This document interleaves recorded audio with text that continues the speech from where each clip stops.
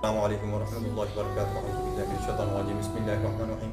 आज मैं आपको बताऊंगा कि अक्सर लोगों को लकवा हो जाता है, जिसकी वजह से वो बहुत परेशान होते हैं और अक्सर ट्रीटमेंट करवाते हैं। ट्रीटमेंट जो होती है उनकी मुकम्मल तौर पर वो ठीक नहीं होते।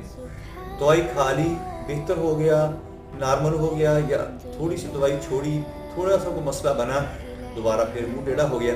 ये ऐसे ऐसे दोबारा दोबारा होता रहता है। ये क्यों ऐसा होता है?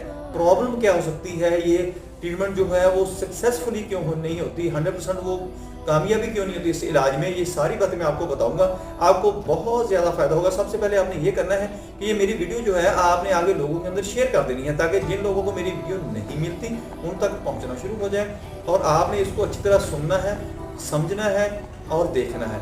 आपको बहुत ज़्यादा इससे फ़ायदा होगा, क्योंकि लकवा एक बहुत आम सी बीमारी हो गई है।